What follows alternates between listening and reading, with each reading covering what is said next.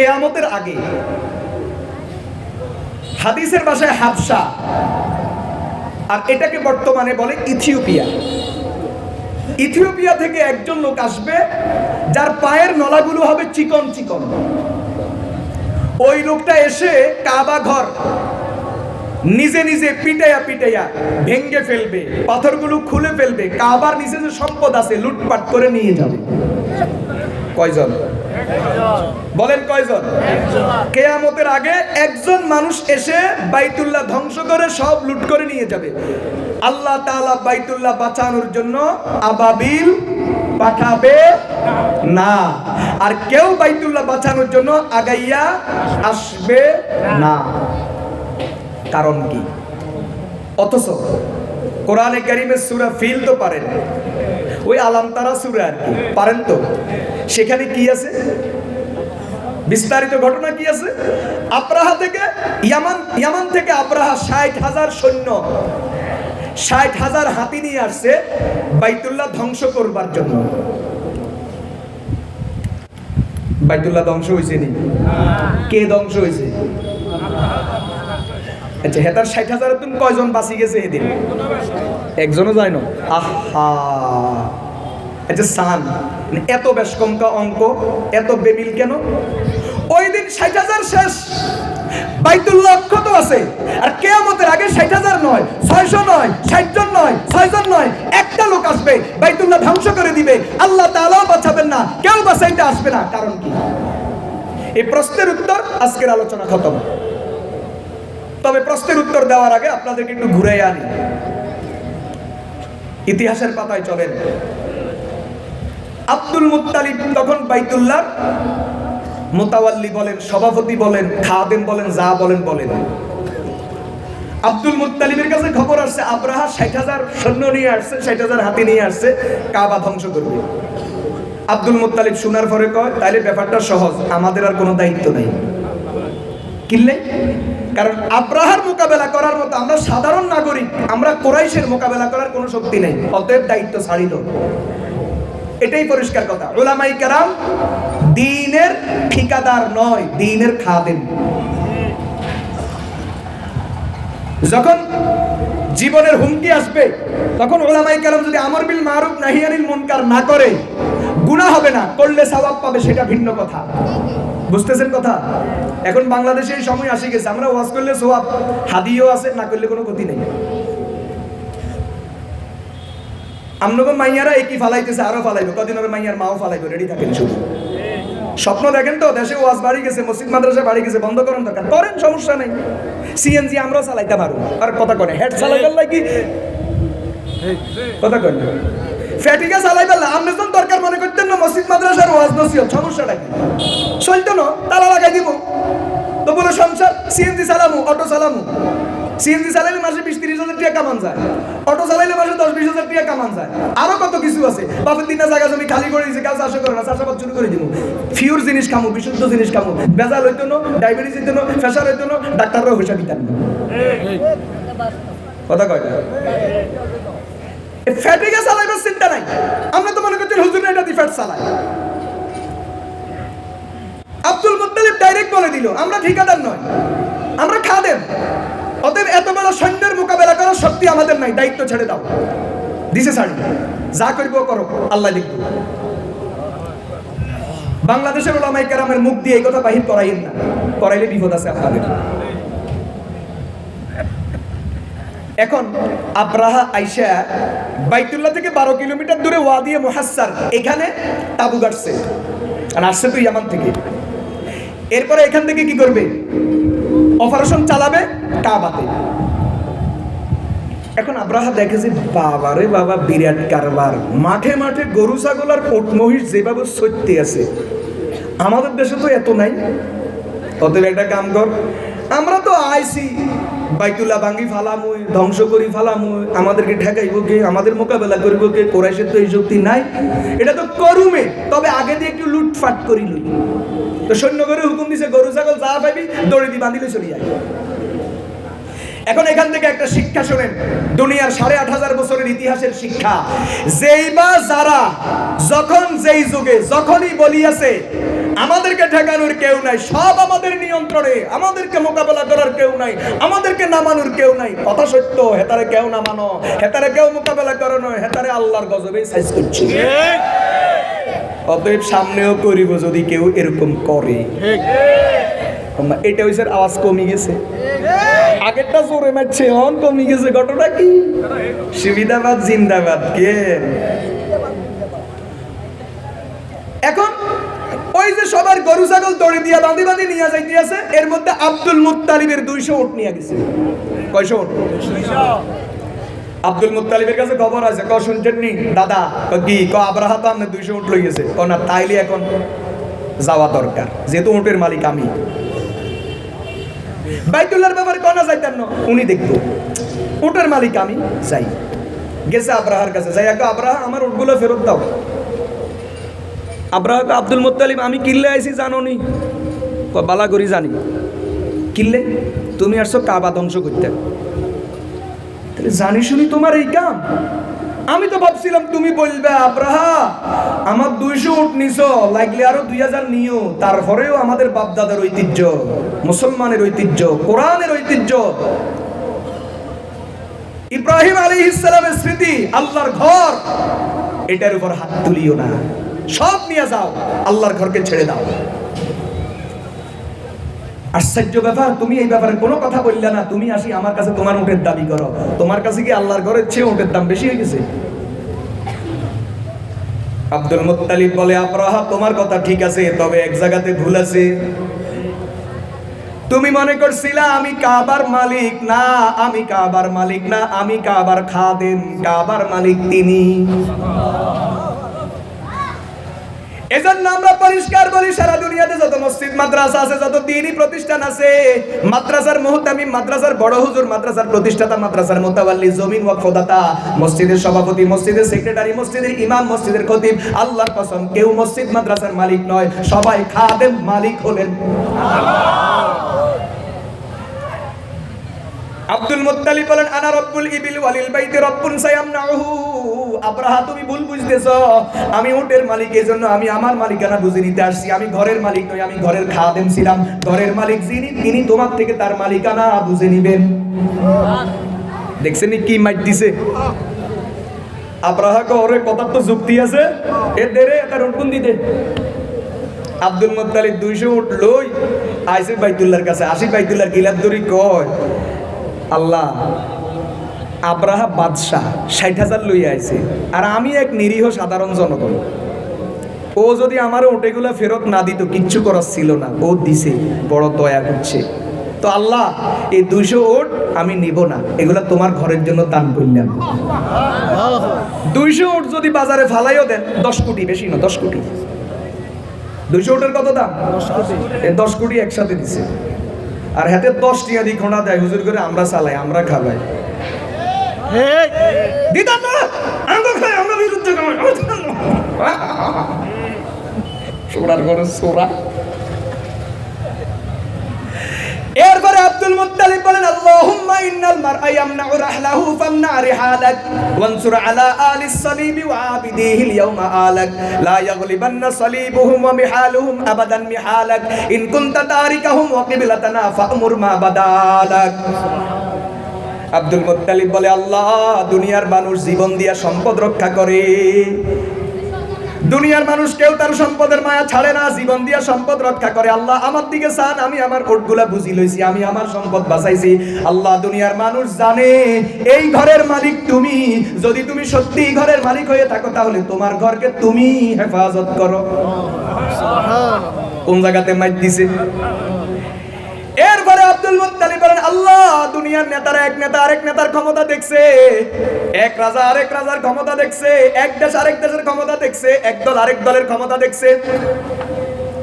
আল্লাহ এরা তোমার ক্ষমতা দেখে নাই, আজকে সুযোগ আছে, দয়া করে তুমি তোমার ক্ষমতাটা তাদেরকে দেখায়া দাও। আব্দুল মুত্তালিব দোয়া টোয়া করি, লগে কুরাইশের লোক যারা ছিল এদেরকে বাড়ির দিকে চলো, কাম হইয়া গেছে, বাকিটা উনি দেখবেন। আব্দুল মুত্তালিব এখনো বাড়িতে পৌঁছে নাই, বাড়িতে পৌঁছার আগেই ফয়সালা হয়ে গেছে। আলাম তারা কাইফা ফাআলা রাব্বুকা বিআসহাবিল ফিল আলাম ইয়াজআল কাইদাহুম ফি তাদলিল ওয়া আরসালা আলাইহিম তায়রান আবাবিল তারমিহিম বিহিজারাতিন মিন সিজিল ফাজআলাহুম কাআসফিন মাকুল। সাগরের দিক থেকে ছোট ছোট পাখি আসে, উটের মতো না, কবুতরের মতো না, ভড্ডা না, ছোট্ট ছোট্ট পাখি, মুখের মধ্যে ছোট্ট ছোট্ট পাথর মসুরের ডাইলের মতো।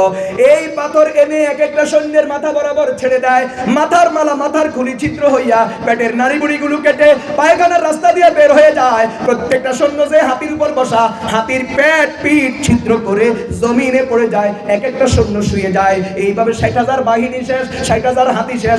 আল্লাহর ঘর এখনো বাকি আছে। এখন আসেন জাগাতে ফিরে আসেন। ওই দিন 60,000 শেষ, বাইতুল্লাহ আছে, কিন্তু কিয়ামতের আগে একজন আইসা বাইতুল্লাহ ভেঙে ফেলবে, আল্লাহ আবাবিল পাঠাবে না। আর আব্দুল মুত্তালিবের মতো কেউ বাইতুল্লাহ বাঁচানোর জন্য কানবে না। কারণটা কি? এই প্রশ্নের উত্তর শেষ, কথাও শেষ। প্রশ্নের উত্তর হাফেজ ইবনে হাজার আসকালানী রাহমাতুল্লাহ আলাইহি লিখছেন, কারণ হইল গোটা সৃষ্টি জগতের মূল বুনিয়াদ যেটা, ফাউন্ডেশন যেটা, ওইটা থাকতো না। মানুষের দিলের থেকে, কাগজের পাতা থেকে ওইটা উঠে যাবে। আল্লাহর কোরআন উঠে যাবে, থাকবে না। আল্লাহর কোরআন যখন থাকবে না, বাইতুল্লাহটা থাকি আর কি লাভ? এটাও ধ্বংস হয়ে যাক। এই সব যখন ধ্বংস হয়ে যাবে, গোটা সৃষ্টি জগৎ, গোটা কায়নাত আর থাকবে না। আল্লাহ তাআলা ইসরাফিলকে হুকুম দিবেন, সব তামা তামা হয়ে যাবে, শেষ হয়ে যাবে। তাহলে কি বোঝা গেল? শেষ কথা কি? গোটা সৃষ্টি জগতের অস্তিত্ব কিসের উপর? আল্লাহর কোরআনের উপর। কোরআন আছে, সব আছে, কোরআন নাই, কিচ্ছু নেই। আমরাও নাই, নেতারাও নাই, ক্ষমতাওয়ালারাও নাই, ডলারওয়ালারাও, যারা ইসলামের বিরুদ্ধে বলে হেরাও নাই, যারা ইসলামের জন্য জীবন দেয় হেরাও নাই। বলেন না, আল্লাহর কোরআন গোটা সৃষ্টি জগতের অস্তিত্বের কারণ। চলেন এখন আপনাদেরকে আরেক কথা শোনাই। শেষ তো করে দিয়েছিলাম, এখন আবার শুরু করি নতুন করে। তাফসীরে মারিফুল কোরআনে মুফতি শফি রাহমাতুল্লাহ আলাইহি সূরা বাকারার তাফসীরে এক জায়গাতে খুব চমৎকার ভাবে লিখছেন যে বাহ্যিক ভাবে দুনিয়া টিকে আছে দুই কারণে। কয় কারণে? এটা বাহ্যিক, এটা হাকিকত না, এটা বাহ্যিক, মানুষের চোখের দৃষ্টি। এক, কিছু মাল না থাকলে দুনিয়া থাকবে না, দুনিয়া টিকবে না। এই যে গায়ে যে জামাটা দিছি, নামাজ পড়তে সুন্নতি জামা গায়ে দিছি, মাথায় টুপি দিছি, এটাও তো মালের সাথে সম্পর্ক। কিছু পয়সা খরচ হয়েছে নি? আচ্ছা, তো এক নম্বর দুনিয়া টিকার বাহ্যিক কারণ মাল। দুই নম্বর কারণ নারী আর পুরুষের সম্পর্ক, বৈবাহিক জীবন। নারীর জন্য পুরুষ, পুরুষের জন্য কি? নারী। এই দুইটা কারণে দুনিয়া বাহ্যিকভাবে টিকে আছে। আবার দুনিয়া ধ্বংস হবে এই দুই কারণে। নারী যখন তার সীমা অতিক্রম করবে, দুনিয়া ধ্বংস, যেটার হাতে নাতে প্রমাণ আমরা দেখতেছি। আর মানুষ মাল কামাইতে যখন সীমা লঙ্ঘন করবে, মাল খরচ করতে যখন সীমা লঙ্ঘন করবে, তখনও দুনিয়া ধ্বংস হবে। খায়ের ভাইয়ের আমার, আমি এটার ব্যাখ্যাতে যাব না, কথা বলতেছিলাম যে দুনিয়া টিকে থাকার বাহ্যিক কারণ দুইটা, মাল আর নারী পুরুষের বৈবাহিক জীবন, বৈবাহিক সম্পর্ক, নারী। আবার দুনিয়া ধ্বংসের কারণও এই দুইটা, কিন্তু হাকিকত এই দুনিয়া টিকে আছে আল্লাহর কোরআনের উপর। কথা বলেন ঠিক কিনা? এই কথাটা আমরা এতক্ষণের আলোচনা দ্বারা পরিষ্কার করতে চাইলাম। এখন আসেন মুসলিম শরীফের একটা হাদিস শুনে আগে, তারপরে ব্যাখ্যা দিব। রাসূল করিম সাল্লাল্লাহু আলাইহি ওয়াসাল্লাম একদিন মসজিদে নববীতে আসলেন, খুব খুশি, হাসতেছেন। সাহাবায়ে কেরাম জিজ্ঞাসা করলেন, ইয়া রাসূলুল্লাহ, কেন এত খুশি? একটু আগে জিবরিল আমাকে শোনাইলো যত মানুষ জান্নাতে যাবে, এই টোটাল মানুষের মধ্যে আমার উম্মত হবে 3 ভাগের 1 ভাগ। ওরে আপনি সুবহানাল্লাহ কইয়া লাইছেন, কি খুশি। সাহাবায়ে কেরামও বলছে যে আল্লাহু আকবার, যত মানুষ জান্নাতে যাবে আমরা হব 3 ভাগের 1 ভাগ, আর 2 ভাগ হবে অন্য নবীর উম্মত। সাহাবায়ে কেরাম খুশিতে সুবহানাল্লাহ, আল্লাহু আকবার বলে উঠলেন। রাসূল বলেন, এই মাত্র জিবরিল আমাকে আবার সুসংবাদ দিলেন, যত মানুষ জান্নাতে যাবে আপনার উম্মত হবে তার মধ্যে অর্ধেক। অর্ধেক আপনার উম্মত, অর্ধেক অন্য সকল নবীর উম্মত। সাহাবায়ে কেরাম আবার আনন্দে বলে উঠলেন আল্লাহু আকবার। ইবনে মাজার বর্ণনায় পাওয়া যায় রাসূল করিম সাল্লাল্লাহু আলাইহি ওয়াসাল্লাম বলেন, জিবরিল আমার কাছে আবার আসছে, এসে এখন আমাকে বলতেছে যে আপনার উম্মত হবে 3 ভাগের 2 ভাগ, আর 1 ভাগ হবে সব নবীর উম্মত। এখন এখানে একটা অঙ্ক শুনেন। অঙ্কটা হইল জান্নাতি আর জাহান্নামীদের তুলনামূলক বিশ্লেষণ, পার্সেন্টেজটা কত, অঙ্ক কত। হাদিস শরীফে আছে রাসূল করিম সাল্লাল্লাহু আলাইহি ওয়াসাল্লাম বলছেন 1000-এর মধ্যে, প্রতি 1000-এর মধ্যে একজন জান্নাতি, 999 জন জাহান্নামী। কতজন? আপাতত এখানে থাকেন, চলেন আপনাকে তাফসীর থেকে ঘুরে আনি। সূরা নিসার আয়াত, আল্লাহ তাআলা বলেন লাআনাহুল্লাহ। যেদিন আল্লাহ তাআলার সাথে ইবলিসের সাথে জান্নাতে তর্ক হইতেছিল, আল্লাহ তাআলা যখন ইবলিসকে জান্নাত থেকে বের করে দেন, চিরতরে বিতাড়িত করে দেন, তখন আল্লাহ তারে লানত দিয়া পাঠাইছেন। ইবলিস তখন আল্লাহকে বলে, আল্লাহ, যেই বনি আদমের কারণে আমি লানত প্রাপ্ত হলাম, অভিশপ্ত হলাম, তাহলে আমার একটা কথা শুনেন, লা আত্তাখিযান্না মিন ইবাদিকা নাসীবাম মাফরুদা। তাহলে আমি আপনার বান্দাদেরকে শান্তি দিব না, একটাকেও ছাড়বো না, আমি সবটার পিছনে লাগবো, একটা একটা করে ধরে ধরে আমি আমার দলে নিয়ে আসবো, জাহান্নামী বানায় ফেলবো। এই আয়াতের তাফসীরে কুরতুবীর মধ্যে লেখা আছে, ইবলিস ওই দিন আল্লাহর সাথে যে তর্ক করলো, বহস করলো, সেই তর্কের মধ্যে বলছে আপনার বান্দা বান্দীদের থেকে একদলকে আমি আমার ভাগে নিয়ে নিব। এই কথাটা রাসূলের হাদিসের আলোকে বোঝা যায়, ইবলিস প্রতি 1000 থেকে 999 জনকে নিজের দলে নিবে, আর একটা মাত্র মানুষ আল্লাহর দলে থাকবে। বুঝে থাকলে বলেন, পৃথিবীতে ভালো মানুষের সংখ্যা বেশি না বাজে মানুষের সংখ্যা বেশি? কতজন? প্রতি 1000-এ একজন হবে ভালো, 999 জন হবে বাজে। অতএব যারা চিন্তা করেন যেই দিকে মানুষ বেশি আমি সেই দিকে আছি, তাহলে আপনি জাহান্নামে আছেন। কথা কয় না? এখন দুনিয়ার নীতি এটা, মানুষ বেশি কোন দিকে? মানুষ বেশি। ও এখন কথা আরেকটা মনে আসছে, আকবর ইলাহাবাদী রহমতুল্লাহ আলাইহি বলছেন জমহুরিয়াত। জমহুরিয়াত মানে বুঝেননি? গণতন্ত্র। বলেন কি? গণতন্ত্র। জমহুরিয়াত গিনতে হ্যাঁ তোলতে নেই। গণতন্ত্রের ধারা হলো মানুষকে গণে, মানুষকে মাপে না। একজন বড় শাইখুল হাদিস, একজন বড় পণ্ডিত, আচ্ছা শাইখুল হাদিস বাদ দিলাম, শাইখুল হাদিস কইলে আপনারা বুঝেন না, আপনাকে অ্যালার্জি শুরু হয়, থাক বাদ দিলাম। ধরেন আমাদের বর্তমান রাষ্ট্রের প্রধান যিনি, আমাদের প্রধান উপদেষ্টা যিনি, ডক্টর ইউনূস সাহেব, গণতন্ত্রের নীতিতে ওনার ভোট আর একটা পাগলের ভোট সমান, বেশ কম আছে নি গণনার দিক থেকে। যখন বোর্ডের বাক্সা খুলি গণব, তখন গণতে গিয়া ডক্টর ইউনূস সাহেবের ভোট একটারে কয়টা ধরবো? না একটারে 50টা ধরবো, একটারে একটা। আর ওই অশিক্ষিত মূর্খ পাগল, আধা পাগল, অশিক্ষিত বদলা, কামলা, রিকশাওয়ালা, দিন মজুর, হের ভোটেরও কয়টা গণবে? তাইলে গণতন্ত্রের দৃষ্টিতে মানুষকে কি করা হয়? গণা হয়, গণা।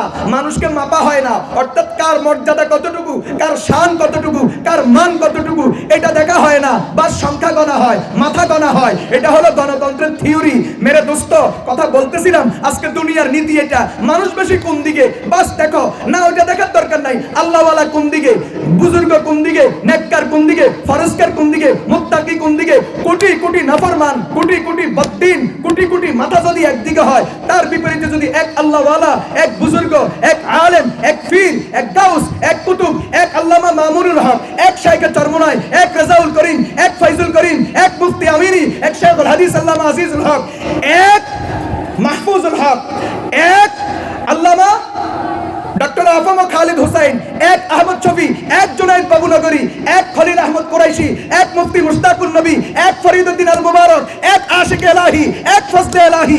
একদিকে দুনিয়ার কোটি কোটি দুনিয়াদার, দুনিয়ার পাগলগুলো একদিকে, আল্লাহর দরবার ওই একজনের দাম কোটি কোটির দাম নাই। কথা বলেন ঠিক না বেঠিক? তাফসীরে ইবনে কাসির, সূরা তাওবার তাফসীর, এখানে লেখা আছে দুনিয়াতে কোন মসজিদের ফজিলত বেশি?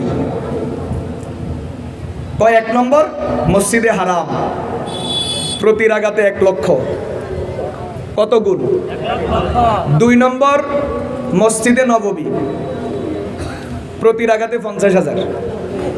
ইবনে মাজাতে আছে 50,000 আর বুখারীতে আছে 1,000। তো আমাদের দেশের আহলে হাদিস বন্ধুরা তো বুখারীর আশিক, হেরা 1,000-এর হাদিস শোনায়, 50,000 হাদিস ইবনে মাজাতে আছে, এজন্য এটা বলে না। তা আমি এক আহলে হাদিস বন্ধুরে বলছি, ঠিক আছে তোমরা সহিহ হাদিসেরটা নিও, আমরা জয়ীফ হাদিসেরটা নিব, আঙ্গুর নাকি বেশি দরকার কথা কয়। আমি কথাটা মনে বুঝাইতে পারিনি, এটার ভিতরে কি একটা মজা আছে বুঝাইতে পারছি না। আহলে হাদিসরা মসজিদে নববীর ফজিলত বয়ান করতে গিয়া হাদিস কোনটা শোনায়? বুখারীটা। বুখারীতে আছে এক রাকাতে 1,000 গুণ, প্রতি রাকাত কত গুণ? আর ইবনে মাজার হাদিসে আছে 50,000 গুণ। তখন আঙ্গুর নাকি কম দরকার না বেশি দরকার? এজন্য আমি আমার এক আহলে হাদিস বন্ধুর কাছে, ঠিক আছে তুমি ওই বুখারীর 1,000টা নিও, আমি ইবনে মাজার 50,000 নিব, কারণ আমার বেশি দরকার, তোর দরকার নেই। কথা কয় না? তুমি সহিহ হাদিস লই থাকো, তুই বুখারীর সহিহ লই থাকো, আমি ইবনে মাজারটা নিলাম, আমার 50 দরকার। সুবহানাল্লাহ বলেন না? যাই হোক, এটা আরেক তর্ক। তো 1 নাম্বার মসজিদে হারাম, প্রতি রাকাতে 1 লক্ষ রাকাত। 2 নাম্বার মসজিদে নববী, প্রতি রাকাতে 50,000 রাকাত।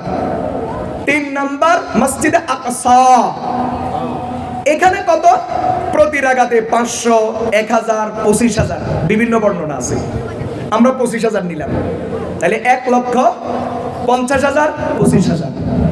এরপরে দুনিয়ার যত মসজিদ আছে সব মসজিদ বরাবর যদি ওয়াকফ হয় 500 গুণ। বলেন কত গুণ?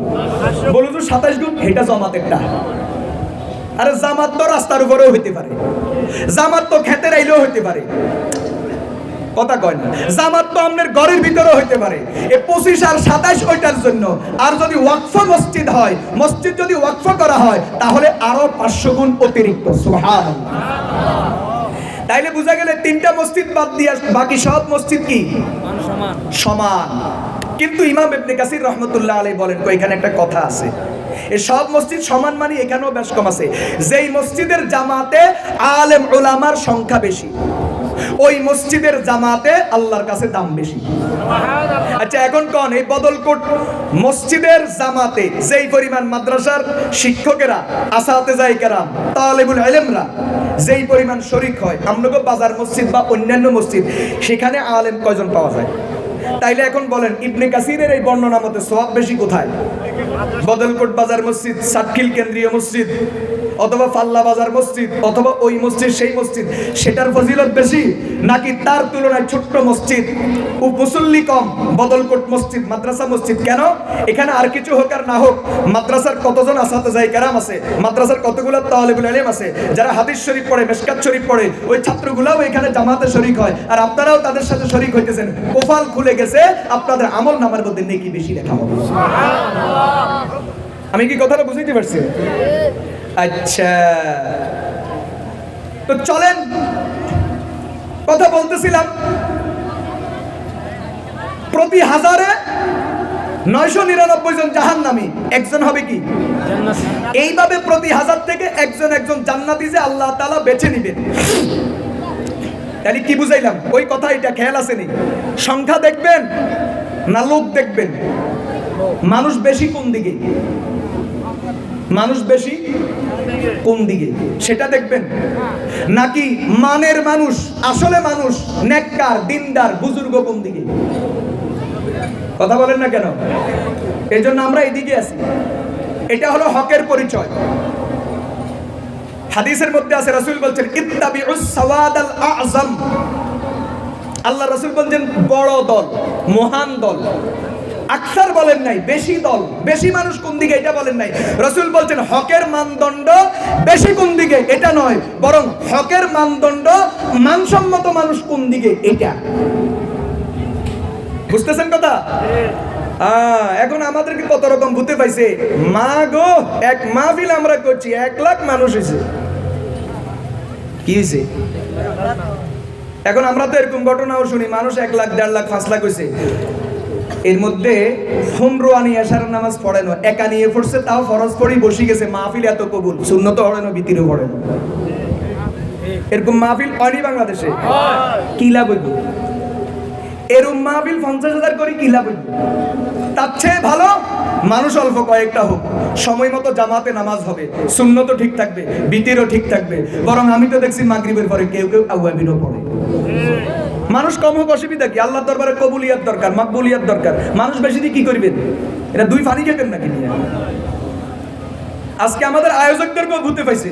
আয়োজকরা চিন্তা করে ভাইরাল ইয়ানি ভাইরাস, ভাইরাস আনতে হবে, ভাইরাল বক্তা আনতে হবে। আগে মানুষ আলেম মাফতো কোরআন হাদিস দিয়া, এখন মানুষ আলেম মাফে ফেসবুক দিয়া। ফেসবুকে কার বয়ান বেশি চলে, ফেসবুকে কার ভিউ বেশি, ফলোয়ার বেশি, এটা আনো। এই জন্য হিগাই হে ডাকাইতেও পাইছে সুযোগ। 1 ঘন্টা ওয়াজ করি 60,000 70,000 1 লাখ, মাঝে মাঝে টিয়া আগে লই যায়, জায়গা মতো মাহফিলের দিন ফোন বন্ধ আইয়ে না। আর বড় বড় বুজুর্গরা আইয়ে, আল্লামা মুশতাকুন নবীর মতো বুজুর্গ আসে, খলিল আহমদ কুরাইশির মতো বুজুর্গ আসে। এই যে একটু আগে আসছেন আজকের প্রধান আলোচক আল্লামা ফরিদউদ্দিন আল মুবারক, একটু পরে আসবেন উজানির হযরত। ওনারা কয় টাকা চাইছে তোমার কাছে? হ্যাঁ, যা দিছো খুশি, আলহামদুলিল্লাহ চলে গেছে। মানুষের কিছু দিনের কথা শুনাইতে পারছে, নবীদের সুন্নাত জিন্দা হইছে, এটাই তো যথেষ্ট। যা দিছে আলহামদুলিল্লাহ। কিন্তু মুশকিল, মানুষ এদেরকে পছন্দ করে না। কিল্লে এটা তো ফেসবুকে ভাইরাস নয়। এখন ফেসবুকে ভাইরাস দরকার, প্রয়োজনে ছাত্র বক্তা, শিশু বক্তা, লেঙ্গা বক্তা, খোড়া বক্তা, শিল্পী বক্তা, গায়ক বক্তা, নাসুন্না বক্তা, মুতুন্না বক্তা, সব দরকার। কথা কয় না? সব রোগে আক্রান্ত। বক্তা নিজেও রোগী, আয়োজকও রোগী, শ্রোতারাও রোগী। এক বক্তা নিজেই কইছে, হে বক্তার লগে আমি জীবনে 2-3 বার ওয়াজ করছি, এখন আর করি না। এক বক্তা নিজেই কইছে, তো আর মাহফিলে সব বাবা ঘর কদেন এই সামনে দিয়ে যা আছে গল শ্বাস নেই, উগ্গ নজরে ন, ওযুও করে ন, ওয়াজিন তো চলি আছে, আমার ওয়াজ শেষ আবার গরুরাই চলে যাইব, নজর তো বক্তা নিজে কইতেছে। আমি নিজ কানে শুনছি, বক্তা নিজেই কইতেছে, আর দোকানের কাস্টমার সব এইটা হে নিজে করে। আল্লাহ হেদায়েত করেন। বেশি মানুষ এটা হকের দলিল নয়, বরং আল্লাহওয়ালা বুজুর্গ নেককার মুসলমান মুমিন মুত্তাকি কোন দিকে, এটা হকের পরিচয়। প্রিয় ভাইয়েরা আমার, কথা বলতেছিলাম প্রতি 1000 থেকে 999 জন জাহান্নামীদের সংখ্যা বেশি, প্রতি 1000-এ 1 জন জান্নাতি। এইভাবে প্রতি 1000-এ পৃথিবীর শুরু থেকে কিয়ামত পর্যন্ত প্রতি 1000-এ 1 জন জান্নাতি বাঁচতে বাঁচতে এরপরেও দেখবেন কিয়ামতের ময়দানে কোটি কোটি মানুষ জান্নাতে যাওয়ার জন্য রেডি হয়ে যাবে। ইবনে মাজাহ শরীফের বর্ণনা, আল্লাহর হাবিব সাল্লাল্লাহু আলাইহি ওয়াসাল্লাম বলেন, কিয়ামতের ময়দানে আল্লাহ তাআলা সমস্ত জান্নাতীদেরকে 120 কাতারে দাঁড় করাবেন, তার মধ্যে 80 কাতার আমার উম্মত, 40 কাতার অন্য নবীদের উম্মত। এখন জানা দরকার আল্লাহর নবীর উম্মত এত বেশি কেন, অথচ নবীর হায়াত কম, মাত্র নবুয়তের জিন্দেগি 23 বছর। আল্লাহর নবীর নবুয়তের জিন্দেগি মাত্র কয় বছর? আর ওতাগো 1000, 800, 900, 300, 200, 150, 500। এত বছর মেহনত করার পরে উম্মত 2 জন, 4 জন, 5 জন, 7 জন, 40 জন, 80 জন, 1000, 2000, 5000। আর আল্লাহর নবীর মাত্র 23 বছরের জিন্দেগি, উম্মত কোটি কোটি। 120 কাতারের মধ্যে 80 কাতার নবীর উম্মত আর 40 কাতার সব নবীর উম্মত। রহস্য কি? আসেন সহিহ বুখারীর হাদিস, রাসূল বলেন, মা মিনাল আম্বিয়াই মিন নাবিয়্যিন ইল্লা ক্বাদ উতিয়া মিনাল আয়াত মা মিসলুহু আমানা আলাইহিল বাশার ওয়া ইন্নামা কানা আল্লাযী উতিতু ওয়াহয়ান আওহাল্লাহু ইলাইয়া ফাআরজু আন আকুনা আকসারাহুম তাবআন ইয়াউমাল কিয়ামাহ। বুখারীর হাদিস আছে, রাসূল কই এটার একটা কারণ আছে, মজার এক রহস্য আছে। কিনলে আমার উম্মত বেশি হইবে, শুনবেন নি আপনারা? আমাদের নবীর মেয়াদ কম, বলেন না মেয়াদ কি? কয় বছরের মেয়াদ? 23 বছর। 23 বছর। তাও আল্লাহর নবী 23 বছরে হইলে 13 বছর খাইছে শুধু মাইর, জিয়ানে গেছে শুধু মাইর, আর পরের 10 বছর শুধু যুদ্ধ। তো জীবন কই? কি রে ভাই? আল্লাহর নবীর জিন্দেগিতে, মদনী জিন্দেগিতে 60টা যুদ্ধ হয়েছে, 27টা নবী নিজে নেতৃত্ব দিয়েছেন, বাকি 33টা নবীর অনুমতিতে হয়েছে। কয়টা যুদ্ধ? 60টা যুদ্ধ। আচ্ছা, যেই লোকটা মদনী জিন্দেগির 10 বছরে 60টা যুদ্ধ করছে, এই লোকটা শান্তিতে বাড়িতে আসিল কদিন? এই কথাটা কোন আপনারা বিচার করেন। আর মক্কা জীবনে 13 বছর তো ছিল ফলায়া মাইর খেয়েছে, শুধু জিয়ানে গেছে মাইর। দেখছেন নি? এই জন্য এটা মনে করিয়েন না যে আঙ্গ বল বেশি, আমরা ফিডিয়ে, আর হেতাকে বল কম, হেতারা ফিডা খার, আমরা জিতে গেছি। যে না, খেলে ইতিহাসের পাতার তো মুছি যাবে। ওর কথা কয় না? যারা এটা মনে করে আমরা মাইতে আসি, শেষতে আসি, খিসাইতে আসি, নিয়ন্ত্রণ করতে আসি, হাতে নিয়ে নিতেছি, যা ইচ্ছা করতেছি, মনে করবেন আমনের ধ্বংস অনিবার্য। আল্লাহর নবী 13 বছর কি গেছে বলেন না মক্কার জীবনে? শুধু মার, শুধু নির্যাতন, পলাতক, অবরুদ্ধ, মুহাসারা, কত কিছু। আর মাদানী জীবনের 10 বছর শুধু যুদ্ধ, শুধু যুদ্ধ। তো বাড়ি ঘরে কয়দিন ছিল? বউ বাচ্চার কি খবর? কিন্তু এরপরেও নবীজির উম্মত কিয়ামতের ময়দানে 120 কাতারের 80 কাতার, আর সব নবীর উম্মত মাত্র 40 কাতার। কারো ভাগে 5 জন, কারো ভাগে 7 জন, কারো ভাগে 40 জন, কারো ভাগে 1 জন, কারো ভাগে 2 জন, কারো ভাগে 1 জনও নাই। রাসূল বলেন কারণ শুনবানি উম্মত আমার, কেন কিয়ামতের ময়দানে আমার উম্মত এত বেশি শুনবানি? রাসূল বলেন বুখারীর বর্ণনা, মা মিনাল আম্বিয়া মিন নাবিয়্যিন ইল্লা ক্বাদ উতিয়া মিনাল আয়াতি মা মিসলুহু আমানা আলাইহিল বাশার ওয়া ইন্নামা কানা আল্লাযী উতিতু ওয়াহয়ান আওহাল্লাহু ইলাইয়া ফারজু আন আকুনা আকসারাহুম তাবআন ইয়াওমাল কিয়ামা। কারণ হইল আল্লাহ সকল নবীরে মুজিজা দিয়েছেন। পৃথিবীতে যত নবী আসছে সব নবী মুজিজা পাইছে। ভালো করে শুনেন, পৃথিবীর সব নবী রাসূল ছিলেন না, পৃথিবীর সব নবী কিতাব পায় নাই। পৃথিবীর সব নবী রাসূল ছিলেন না, রাসূল ছিলেন 315 জন। পৃথিবীর সব নবী কিতাব পায় নাই, কিতাব পাইছে মাত্র 8 জন। কিন্তু আল্লাহ তাআলা যারে কিতাব দিছে, যারে দেন, যারে রাসূল বানাইছে, আর যারে শুধু নবী বানায়া লাগছে, আল্লাহ সকলকে মুজিজা দিয়েছেন। কারোরে 1টা, কারোরে 2টা, কারোরে 5টা, কারোরে 7টা। আর আমার নবীকে মুজিজা সবচেয়ে বেশি দিয়েছেন। কি পরিমাণ দিয়েছেন মেরে দোস্ত? ইমাম নববী রাহমাতুল্লাহি আলাইহি তার কিতাবে লেখেন আল্লাহ তাআলা নবীজিকে কমপক্ষে 1000 দিয়েছেন। ইমাম বাইহাকি রহমতুল্লাহি আলাইহি বলেন না, তার চেয়ে বেশি। ইমাম নববী রহমতুল্লাহি আলাইহি বলেন না 1200। আরেকজন পৃথিবীর মুহাদ্দিস তিনি বলেন না 3000। মেরে দোস্ত, যে যা গণে এরপরে নবীজির মুজিজা শেষ হয় না, হাজার হাজার। আল্লাহর নবী বলেন আল্লাহ তাআলা যত মুজিজা আমাকে দিয়েছেন, সর্বশ্রেষ্ঠ মুজিজা কোরআন আমাকে দিয়েছেন। ইমাম সিয়ুতি রহমতুল্লাহি আলাইহি লেখেন এক কোরআনের মধ্যেই আছে 18000 মুজিজা। নবীজির হাজার মুজিজার মধ্য থেকে এক মুজিজার নাম কোরআন, আর কোরআনের মধ্যে আছে কমপক্ষে 18000। বুঝেন কোরআনের জগৎটা কত বিশাল। নবীজি বলেন আমার উম্মত কেন বেশি জানোনি?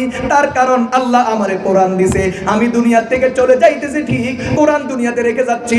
আমার উম্মতের উলামায়ে কেরাম নায়েবে নবী ওয়ারাসাতুল আম্বিয়া মৃত্যু পর্যন্ত কোরআনকে বুকে আগলে রাখবে। আর আমার উম্মতের সংখ্যা বাড়তেই থাকবে, বাড়তেই থাকবে, বাড়তেই থাকবে। 1918 সালে রাশিয়াতে যখন সমাজতন্ত্র প্রতিষ্ঠা হয়, একদিনে 3 লক্ষ কোরআন শরীফ পড়ানো হয়েছে। হাজার হাজার মুসলমানের বাড়িঘর ধ্বংস করা হয়েছে, আগুন দ্বারা দেওয়া হয়েছে, মসজিদ মাদ্রাসা মাটির সাথে মিশিয়ে দেওয়া হয়েছে। মুসলমান জিকির করতে পারতো না, নামাজ পড়তে পারতো না, আযান দিতে পারতো না। দ্বীনি কর্মকাণ্ড, ইসলাম পালন করা, নামাজ পড়া সব কিছু প্রকাশ্যে নিষেধ ছিল। তেলাওয়াত করতে পারতো না, যায় নামাজ রাখতে পারতো না, হিজাবের কাপড় রাখতে পারতো না, তাসবিহ হাতে নিতে পারতো না, দাড়ি রাখতে পারতো না, সব কিছু নিষিদ্ধ ছিল। তারা মনে করছিল রাশিয়ার জমিন থেকে ইসলাম খতম হইয়া গেছে। না না না, মাত্র কয়েক বছরের ব্যবধানে এখন বর্তমানে রাশিয়াতে মুসলমানের সংখ্যা 1 কোটির বেশি। তারা আশঙ্কা করে 2030 সাল পর্যন্ত রাশিয়াতে মুসলমান হবে 3 কোটি। বর্তমান রাশিয়াতে মসজিদ আছে 8000, রাশিয়াতে মাদ্রাসা আছে 650-এরও বেশি। নিবাইলে নিবে না, বরং যে নিবাইতে আসে সে নিজেই জ্বলে পড়ে সারখার হয়ে। মুসলমান ভাইরা আমার, বর্তমান পৃথিবীতে খ্রিস্টান বেশি, খ্রিস্টান আছে 200 কোটি, মুসলমান আছে 2 নম্বরে, মুসলমান আছে 250 কোটি, হিন্দু আছে 3 নম্বরে, হিন্দু আছে 90 কোটির বেশি, 4 নম্বরে আছে বৌদ্ধ, বৌদ্ধ আছে 40 কোটি, 5 নম্বরে আছে অন্যান্য দলগুলা, তার মধ্যে ইহুদি আছে মাত্র 1.5 কোটি। মুসলমান পৃথিবীতে বর্তমানে 2 নম্বরে আছে। কিন্তু সারা পৃথিবীর মুসলমান বলেন অমুসলমান বলেন যারা গবেষণা করে ধর্ম নিয়ে, তাদের দাবি আগামী 50 সাল বা 70 সাল পর্যন্ত পৃথিবীতে মুসলমান হবে সবচেয়ে বেশি সংখ্যাগরিষ্ঠ। এত ষড়যন্ত্র, এত বিরোধিতা, এত প্রতিরোধ, ফিলিস্তিনে মারে, সিরিয়াতে মারে, সুদানে মারে, ইন্ডিয়াতে মারে, মুসলমানরে হিন্দুরাও মারে, বৌদ্ধরাও মারে, খ্রিস্টানরাও মারে, ইহুদিরাও মারে, এমনকি মুসলমানরে মুসলমানেও দলীয় স্বার্থে, ক্ষমতার স্বার্থে মারে। কথা বলেন ঠিক না বেটি? মুসলমানের জীবন কারো হাতে নিরাপদ নয়। মুসলমানরে অমুসলমানরাও মারে, মুসলমানরে মুসলমানরাও মারে। এত মরার পরে, এত মারার পরে এই 50 বছরের ইতিহাস পড়ো, সারা দুনিয়াতে প্রত্যেকটা দেশে শুধু মুসলমান মরার ইতিহাস, আর কোনো ইতিহাস নাই। এত মুসলমান মরার পরেও তাদের ঘুম হারাম, তাদের কলিজা গটগট করে কামড়ায়, তাদের ফেড়ে কামড়ায়, পাতলা পায়খানা শুরু হয়েছে। এত কিছুর পরেও আল্লাহর দুনিয়াতে যেইভাবে কালিমার বিজয় হচ্ছে, আল্লাহর দুনিয়াতে যেইভাবে মানুষ দলে দলে কালিমা পড়ে মুসলমান হচ্ছে, যে এক নীরব বিপ্লব চলছে, আগামীর বিশ্বে মুসলমান হবে 1 নম্বরে।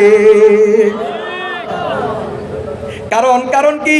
মুসনাদ আহমদের বর্ণনা, রাসূল করিম সাল্লাল্লাহু আলাইহি ওয়াসাল্লাম বলছেন, লা ইয়াবকা আলা যাহরিল আরজি বাইতু মাদারিন ওয়ালা ওয়াবারিন ইল্লা আদখালাহু কালিমাতাল ইসলাম বিইজ্জি আজিজিন আও যুল্লি জালিল। রাসূল বলেন, শুনে রাখো উম্মত আমার উম্মতের বিরুদ্ধে, আমার উম্মতের বিরুদ্ধে, মুসলমানের বিরুদ্ধে যতই ষড়যন্ত্র হোক না কেন, কিয়ামতের আগে একটা ঘরও বাকি থাকবে না। গ্রামের ঘর বলো, শহরের ঘর বলো, কাঁচা বলো, পাকা বলো, কোনো ঘর বাকি থাকবে না। প্রত্যেকটা ঘরের মধ্যে ইসলামের কালিমা পৌঁছেই যাবে। কষ্ট হবে, বলেন কি হবে? তবে মুছে যাব না, ধূলিসাৎ হব না, কষ্ট হবে। বুঝতেছেন নি মুসলমান নবীর উম্মত? একটু কষ্ট হবে, তবে ইতিহাস থেকে হারিয়ে যাব না, মুছে যাব না। ইনশাআল্লাহ আবার ঘুরে দাঁড়াবো। আর যারা এখন মুসলমানের উপর জুলুম করে, একদিন ইতিহাসের পাতা থেকে তারাই মুছে যাবে।